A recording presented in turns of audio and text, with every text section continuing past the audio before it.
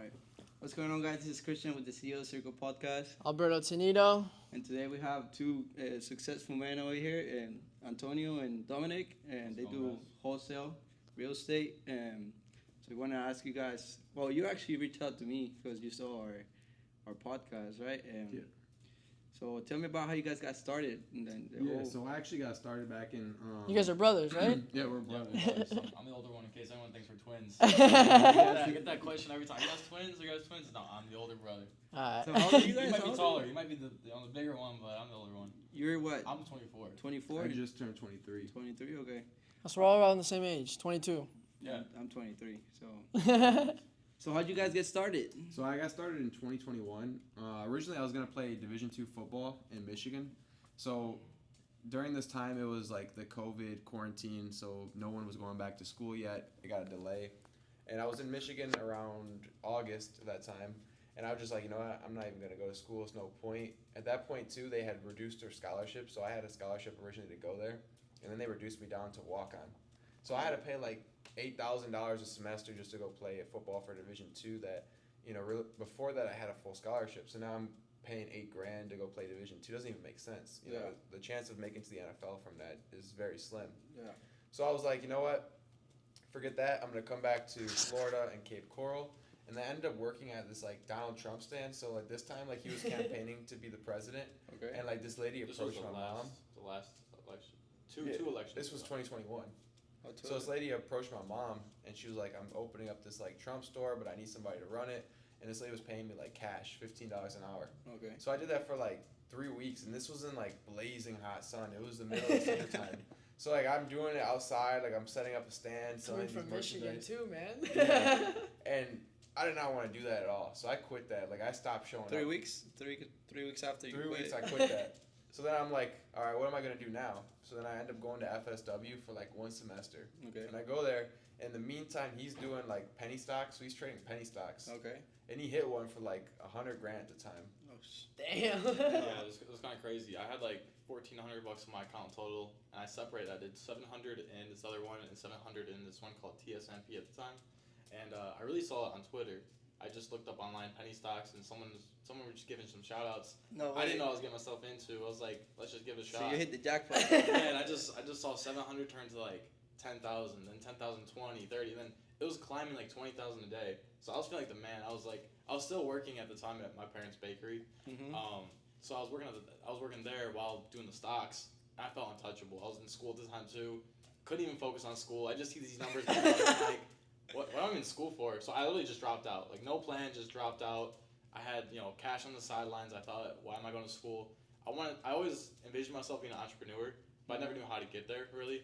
And I just figured like if I'm in school, it's not going to teach me how to be an entrepreneur. It's just going to teach me to be an employee. Yeah. So I just dropped out. I was making a lot of money on the side, just doing other things, working at casinos and the bakery.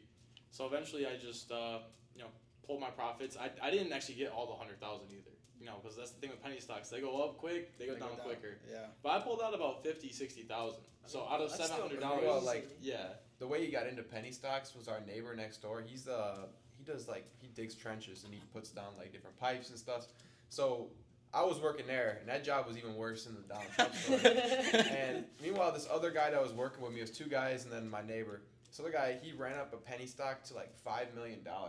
So then that kind of like made us look, oh shoot, like let's get into this. So then I tried doing it, and meanwhile I didn't have really any money to my name, so I tried doing like $10, $20. I wasn't making nothing. Yeah. So then after he made that big amount, I'm in school, and it's like 1 semester. I'm like, forget this. I'm about to drop out of this stuff too. Because even though I didn't have any money in my account, I was just like, I'm dropping out. You're like, I got Fill in the to big do brother. what he's doing. I gotta figure it Follow out. on your I see steps, bro. that. Follow on your steps. Yeah, bro. you can make an example here. So I see that, and I see the neighbor make like $5 million. So then I'm there digging trenches, and this is like the blazing heat, like August, like it's horrible. Like, and I had my hands like all tore up from the pickaxe, like breaking out like rocks and stuff. I actually got videos of that too. Yeah, and I went one time on my day off, and I was just like, never again. That's one and done. You're I'm not sitting going on back. you're sitting on your penny stock money. You're like, Yeah, I'm feeling like a king at this point. I'm walking head up high, you know. Like, I'm up. I don't need Because it. the owner of it and the guy, all they did was penny stocks. They would stop, do their stocks, and then go back to work. So I'm like, okay, this may seem pretty easy. I'm gonna try to do that too. You're gonna learn a little bit of this, learn a little And bit of that that. did not work for me. It did not work at all, and I got out of that penny stock space like real quick. So I had no money to do it. Yeah. So then I looked on TikTok. I keep seeing wholesaling. Apparently, this guy comes into the bakery one time, and he talks about he's an investor. He had like 4 Bitcoin at the time. This was like when Bitcoin was like 20 grand. So he had 4 Bitcoin, and I asked him like, what about this wholesaling stuff? Does that work? And he's like, oh, it doesn't work. That's all a scam. So I still look into it. You know, I'm just like, whatever. I don't got any money at this time. You know, maybe if I find a deal, I'm gonna sell it to you. Yeah. So I keep finding these different videos, and the guy's name is Jerry Norton. I don't know if you guys ever heard of him. He's actually from the same part of Michigan I'm from, and he Okay. posted videos online of him cold calling like listings and trying to do a wholesale deal. So I spent 2 months with a buddy of mine in Michigan, just cold calling every single listing, and I had no success at all with that. So what I did was I talked to my friend. His name is Josh Chan. He had this Zoom call, and I told him, yeah, man, I'm killing it. You know, I'm making like $50K a month on market wholesaling. So he's like, come on this little group chat, bro. Like, you can be in the Zoom. So I One of the joined the top Zoom, dogs. and there's like, in this space, like wholesalers would know like who Carlos Reyes is, or a lot of these other guys. They're all on this podcast, and I'm like, well, you know, I'm brand new. Yeah. And so I'm listening to these guys, and I'm like, well, how do I get off market deals? And they're breaking down the exact process of how you do it. Like, to me, like, even though I haven't done a deal yet. Yeah. So I implement every single thing they tell me to do, and then a week later I get a deal in Cape Coral. That deal I got for $185,000. It was a 3-bed, 2-bath, and the guy wanted to sell it because it was a rental. And I sent it out to every single person, like, oh, put it on Facebook. I sent it to everybody on Facebook. No one wants it. I sent it to that guy at the bakery. He said, oh, this deal's way too high. You need to be at like 140. Mm-hmm. And then I find this group. I'm not gonna say their name, but I find this group. They're actually realtors and wholesalers in Fort Myers. Okay. And they're like, oh, we'll buy it for $205. So $15,000. I'm like, oh, it's a great deal. Meanwhile, they go through their process. They're like, oh, we need to go through it again. We need to walk it again. So they walked it 3 times. And by the time that property closed, they ended up making $75,000, and I made 15. And the way they did that was they resold it to a hedge fund. So that hedge fund ended up making them $75,000, and I did the deal with them I think 3 times. And that was your first deal? First deal. And meanwhile, I did the deal with them like 3 other times. So we had like a 6-unit complex in Fort Myers. I got this thing under contract for like $200,000, Mm-hmm. and they ended up buying this. They bought it, and I just seen like they recently put it on the market and sold it for like $800,000. Damn. And I'm like, damn, like this is like 6 units, and they were all duplexes in Fort Myers, and the lady was God, from bro, I'm telling Jamaica. you, those things are cash Those are cows. money. Yeah, that's a Money. cash I'm like, cow, You bro. can't find those on I'm the like, market. dang, like why did I have to find these deals back then? Why can't I find them now? But anyways, I finally figure out like, because my friend's like, who do they sell the deal to? So I go on PropStream, I put in the address, and I see they keep selling it to the same hedge fund. So I finally reach out to that hedge fund, and I go, remember I told these guys, I'm like, yo, you guys are kind of like scammers. You guys ripped me off. You guys taking all this money. And then I burned a bridge with those guys. But Yeah. anyways, like they took a lot of money. They did 3 deals, and they made killing on all 3. But I just kept reinvesting back into the business. And then I remember I was just doing cold calling at the time. I think I had 2 cold callers. And then I ended up bringing on my dad to the business, so it was just me and him working the deals, because that 6-unit duplex in Fort Myers, the lady was like, oh, you're too young to buy my property. I need to speak to somebody older. So how are So I had you to how are bring you them on finding there. the deals, bro? Like, Yeah, so at that time I was cold calling, so I had a Like, list. Okay, yeah. From, So my buddy Josh, who had the group, he owns a data company. So you go Okay. on this company and you can buy a list for any type of market or city, whether it's multifamily or single family. okay. And what I did at the time, I bought that list and I put it into a dialer. And then I had my 2 cold callers sift through the entire list. So what they're doing is they're going online and they're going in the dialer directly, and they're calling every single person. So they're going and doing all the dirty work, and they're passing me the hot and warm leads. Yeah. And from Like there, qualifying them for you. right, and from there, I got on a call with that guy from Cape Coral, and at the time, I didn't even think I knew how to run numbers, but he said 185, and I thought like 3-bed, 2-bath, 185 is a good price. So I ended up locking him up from just the cold calling, and that was my only marketing thing for about a solid like 1.5 years, 2 years. Mhm. We did a little bit of texting as well, but we stayed more to the cold calling side because we were scaling up. Like we were reinvesting, and I had at one point 14 cold callers. So, like That's we were a lot, doing man, a lot bro. of leads. 14 Were you cold paying callers? him per commission or what? So yeah, good question. So how we were finding these cold callers is actually a website called onlinejobs.ph, Mm-hmm. and they have it for a bunch of different ones. Like we had one in Venezuela, we had one in Costa Rica. They all have their own like little job board, like Indeed. So I would Okay. post a job listing on there, and then I put the budget to $3 an hour. So I was only charging these guys $3 an hour to work for me. So they were like over there. That's a lot of money. Yeah. And you know, and even now they have people in Pakistan. You could charge $1 an hour. How'd you do it though? I've always felt like the language barrier is huge, especially with what you guys are doing. I feel like the biggest reason you guys would fail in a deal is because the person can't fully understand what you guys are trying to Right. do.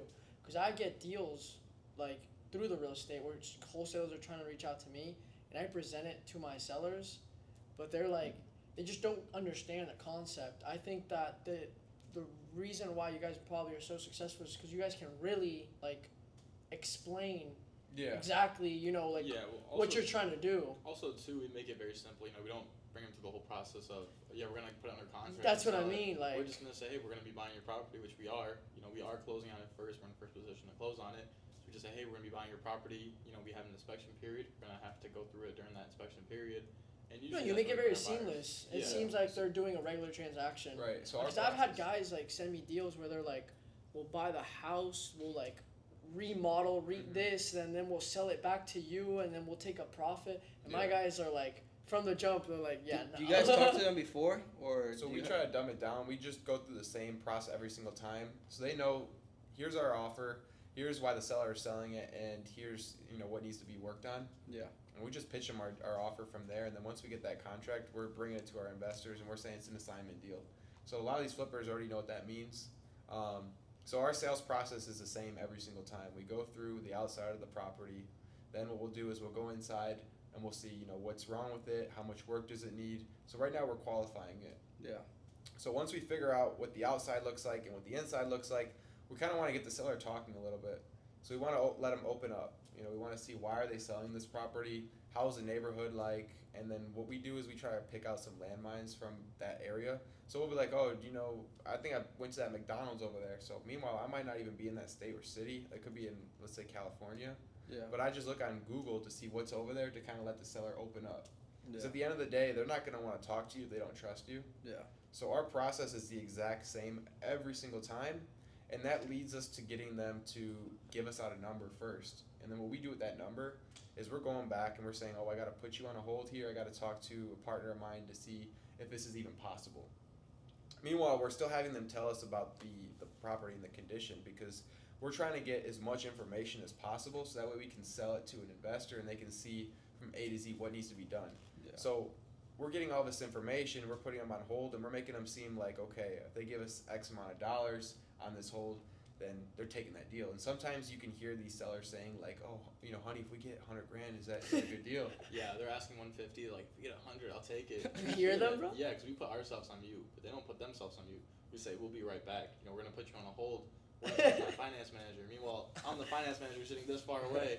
We don't need to put we don't need to put them on a hold and do that, but it's just a sales tactic. Yeah. It's just a tactic. So we're Helps just us breaking run the numbers. ice. Every single time we're breaking the ice. We'll come back and be like, oh, the finance team has a couple more questions. Put them on hold again. You guys have a whole script, a whole show. Yeah, so we keep them through the same process every time because at the end of that process, one of two things happens. We qualify it, and they're on the phone with us for 20 minutes, and anybody is qualified, and anybody is looking to sell if they've been on the phone with you for 20 minutes. Yeah. And we know if we can keep them on that line for 20, 30 minutes, by the end of that call, we're either going to get a contract or we're going to get a referral out of that. Yeah. Or it's a follow-up deal. And No, you're getting something out of it. right. Yeah. Right. So we just keep going through that process every single time, and we just try to hammer the phones. There's How nothing- many people would you say you contact today? Or Today like, we probably try to get to about 70 to 100 people a day? a day. Conversations? Conversations. Right? Actual conversations. Out of that, we'll probably get about 40 conversations. So we were on the phones for a long time, and a lot of times we're sitting there, oh, it doesn't answer, but we'll call 3 times. So Three we'll times. go 1, 2, and then the third time we'll go *6, 7. What we found out is if you're blocked and you put star 6 Yeah, 7, it goes still through. It still goes through. Yeah. Oh yeah. Mhm. Toxic to real know. estate tips. So yeah, we just keep them through the same process, and once if that star 6 7 doesn't work, we'll go and put them on a list for automatic drip campaign. So that I'll is start for using us. other phones. Yeah. And then we'll go on Open Phone too. So you can go Yes. on like Open Phone, and you can go and buy a phone number from whatever city or state they're in.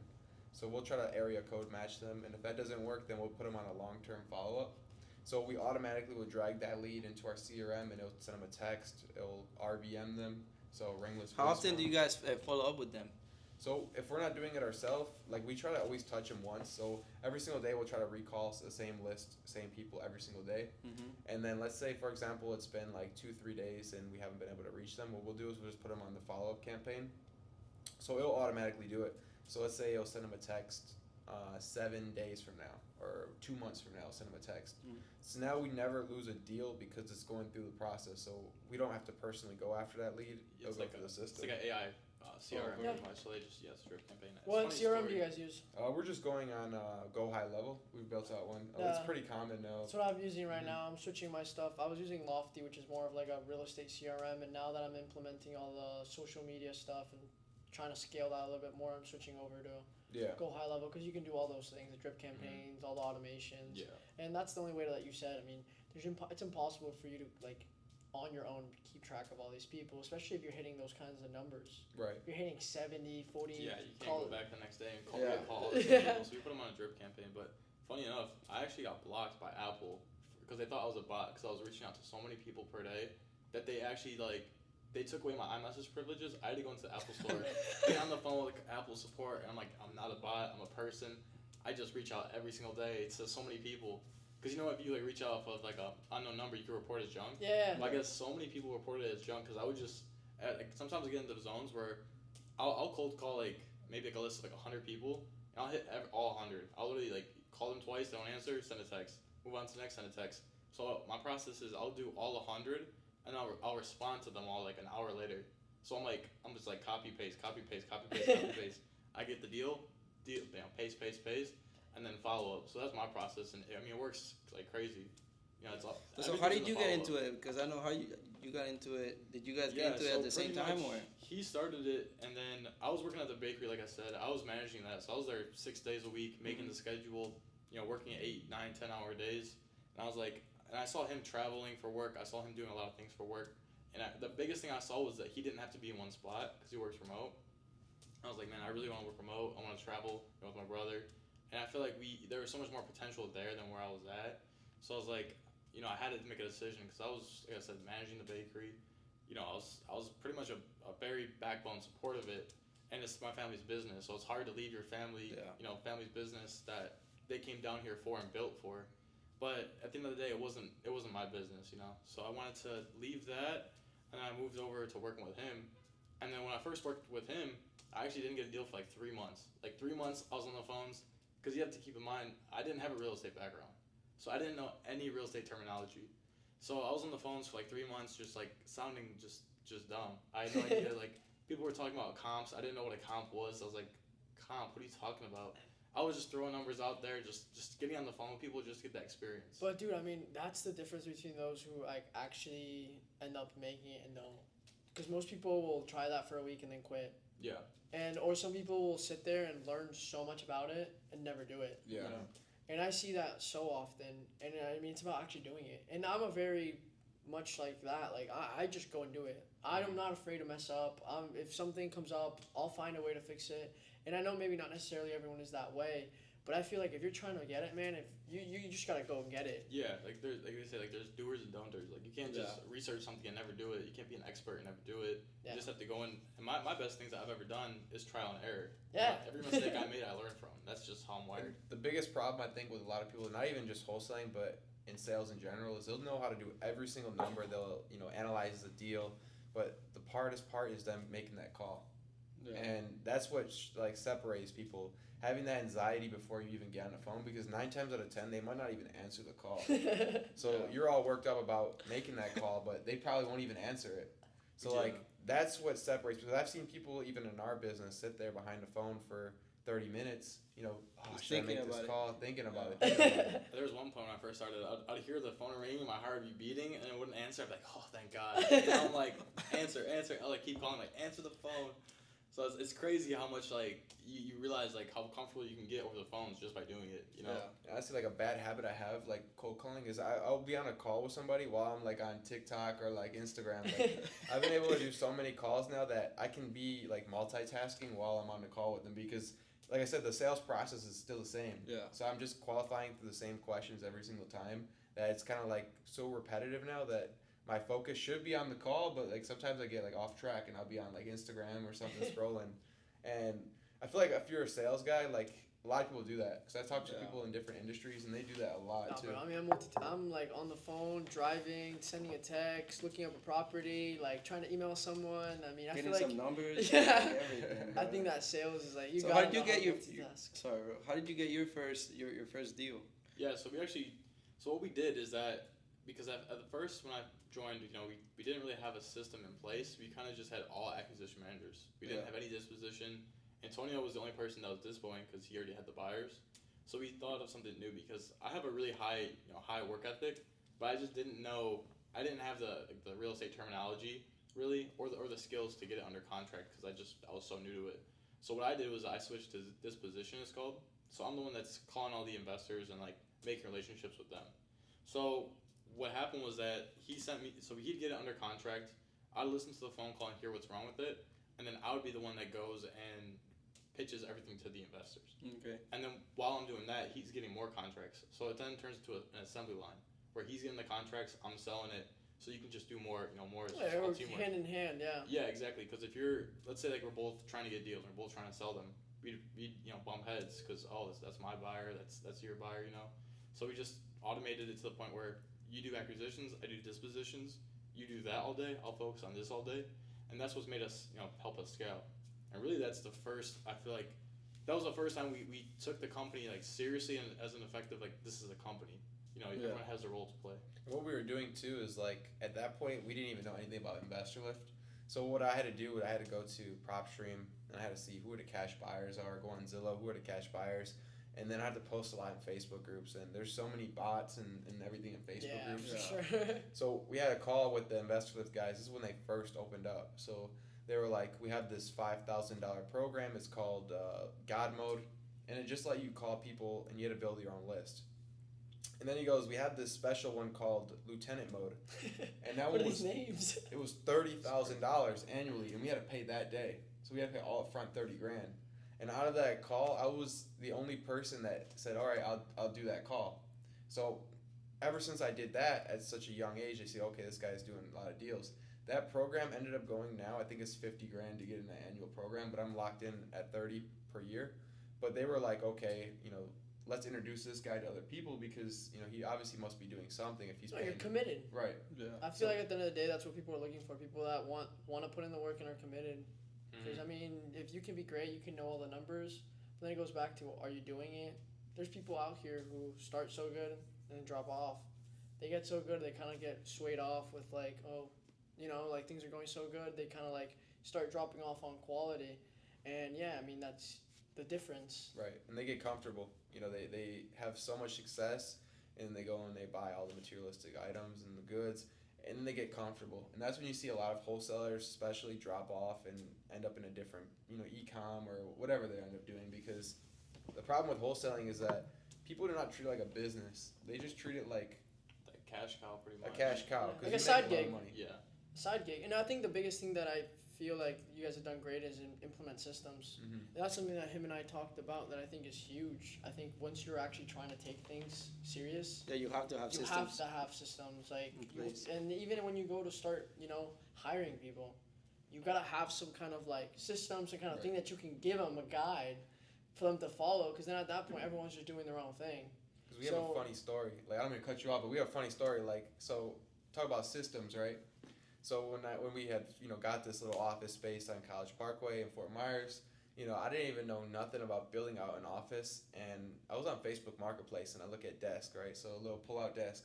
So I buy like 6 of these desks and like six chairs, and I make a post online, Indeed and Craigslist. And I get this lady come in there. She's like, "This is your office," and like immediately left, just because you don't have the systems in place. Like no, like you come in an office like this, it encourages people. You know, Yeah. me, I'm 19 years old. I'm like, this is sick. You know, These people are like, you know, and they're inquiring older Indeed, too. yeah, They're like 30 years old. They're looking for a real job, salary, benefits, and we're like, well, we can offer you commission, as much as you guys can do. But bro, that's crazy. I mean, Yeah. I'm happy that you guys actually stuck through it, bro, and like saw the vision and just kept pushing. 'Cause, I mean, look at where you are Yeah. now, from a propped up office with some Yeah, right. with some desk. Yeah, I mean, now we just work from home, honestly, because like we tried hiring people, like, and we've had like successful hires, but the thing is like once people start getting a taste of the money, you know, everyone wants to make more and more and more, you know. Yeah. So it just didn't work out in the end because you know people just they just weren't. But I think performing, that's you know? going back on systems. You know, our systems weren't as tied in. I think they are today. So I think going forward, you know, we're looking to continue to bring on more people. But ultimately, at the end of the day, we want them to come in the system and we want them to strive because Yeah. our job is, you know, CEOs and founders of the company. We don't want to be in there cold calling every day or doing Yeah. that. We should be focusing on leveling that business up. We should be working on the business, not in the business. Yeah, the only way to like level the business is to level the people. you Right. know, like, Yeah, you have to, and I think like that's one of the things that I even realized too when starting kind of like a team and stuff and trying to bring people on for the real estate is that I mean, for sure the hardest thing you can do is finding the right people. Yeah. It's hard to find those people that truly are committed and that truly want it, and that's what makes a difference. I mean, at the end of the day, you end up doing a wrong hire and it just ends up backtracking you. Yeah. I You asked my- waste money, you waste time, you might even end up ruining your own reputation. And I asked my friend, you know, how do you make the right hire? And you know, what he told me is the right hire is on somebody else's team. So like anything, you know, you have to go and incentivize them to join your team. You have to steal people from other teams. Yeah. So let's say, for example, you go into a car dealership and now you have, you know, the top performer there. You think he's gonna want to leave, you know, just because you come up to him and say, hey, you know, join our team. No, he's not. He's comfortable there. But the best closers are already closing for somebody else. Yeah. So you have to build out your brand, you have to build out your business, you have to build out your office to look so nice that these people can come over there, they can see where their role would be, and they can make an immediate impact. And that's the key, I think. That's 100%, and that's what I saw in real estate. I wanted, and then that's where I saw, like, I mean, everyone, one of their biggest drop-offs was that people were always chasing business. It was chase, but no one was really, like, building the business. Everyone saw kind of real estate, kind of like wholesaling. I mean, you do make a lot of money, but you could make a lot of money every month. Sometimes it could be good, sometimes it could be bad, but it's really hard to actually make it Right. that, like, business where, like, you're actually profiting monthly to it. And 100% the, like, if you don't actually set up the plan and everything, it's impossible. And one thing I saw is most people just aren't ready to dial in. Yeah. Yeah. I think we did have really good hires, but at the time, like I said, our systems just weren't in place. Yeah, we weren't at the We place weren't we need ready. to be. Yeah, we weren't ready to scale as fast as we did. Because Now here's the that problem, we're getting you know, into- we're 20, 21, at that time, 19, 20, whatever, we're in that age room. When you're making, you know, let's say 50, 60K a month, and you're living like, okay, this is, you know, how it should be, you're spending that money. So now, in return, what happened is, you know, you're just thinking about the now. You're not thinking about building that business up. So you're spending a lot of money on, you know, a lot of bullshit. Yeah. No, and at the end of the thing, what I was saying is, like, you want to work with people that want to work with you. And, like, the only way you can do that is by creating a brand, and eventually, like you said, people will reach out to you. Right. Because they see you as the specialist or the go-to guy, and I think that's the biggest thing, especially nowadays. I think that's what everyone has kind of pivoted to. These, like, quote-unquote influencers, they're not really, they've created a brand for themselves. They're at the point where they can pivot to selling chocolate bars like Mr. Beast and make a killing, pivot to whatever you want to do. They already have the brand.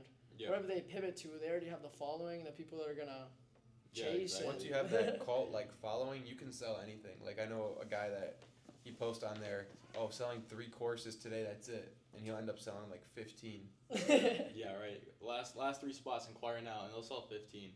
But So I mean, once you have that make cult like it. following, Yeah. do it. you know, people are going to buy in. Yeah. You know, the only way they buy in is if they constantly see you and you have that personal brand built up, and they see, okay, that's Antonio, he does wholesaling. You know, Yeah. nobody knows who you are without a brand. It's like anything. Yeah. People buy Gucci or Louis Vuitton because it's the brand. Yeah. the brand sells itself.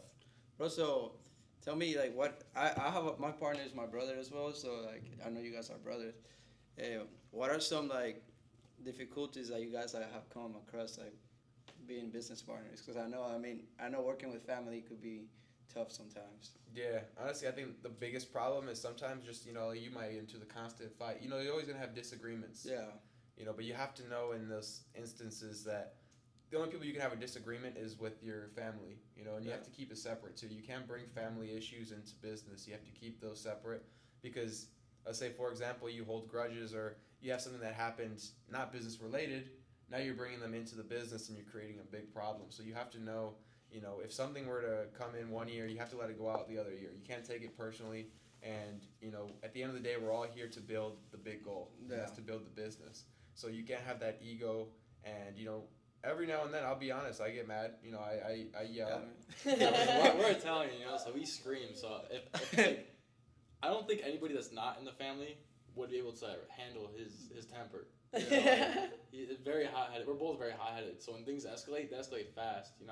But I guess it's the fact that like we understand each other, so we know that. I mean, at the end of the day, you guys are family. I mean, for us, what worked, bro, is like knowing what everybody had to do. Like there's like it always comes down to systems. Like if you know what you have to do and you get it done, then I won't have to like. It's about expectations. If I'm expecting you and you're not fulfilling those expectations, then there has to be some consequences about that. Yeah. That's how we went about it, but. At the beginning, it was a shit show. And you work around that, like every single day you start like you do your job and they do their job. And you know that every single day if they do their job and you do yours, that the end result's going to work out. Yeah. But it's about trust, at the end of the day. If you don't trust whoever trust. you're working with, then there's no point of even partnering up with somebody. And that goes for anything, whether it's business or even relationship or even family. Yeah. If you don't trust somebody, in the wholesaling space, they're going to let you buy their house. They never even met you before. So it's about building trust and also, the bigger picture, just staying committed. Not every day are you going to get a wholesale deal. Not every day are you going to get a real estate listing. But it's about sticking to what you're doing every single day and knowing that your process has done it before and it'll do it again. Yeah. And that's the biggest thing. So where do you guys see yourself in the next 5 years? Yeah, so that's a good question. I think in the next 5 years, we want to build that brand and we want to take it to the next level where, a lot of our mentors right now in the wholesaling space, they haven't even worked in their business in, let's say, 3 years. I know one of them just went on a trip to Africa and he went there and he came back and the company made, I think, like $600,000 within the last 2 months of him being there. So our goal is to elevate. And what I mean by that is being able to remove ourselves from the business. And when we come back, we have more money there than what, anything. And people are striving. People are happy to be there. People are encouraging other people to be in that position as well. Yeah. And when they see wholesaling real estate, they, see our face. And it's kind of like, the Tate brothers. Everyone knows who the Tate brothers are because they've been everywhere. Yeah. So it's kind of like building that brand and building that reputation.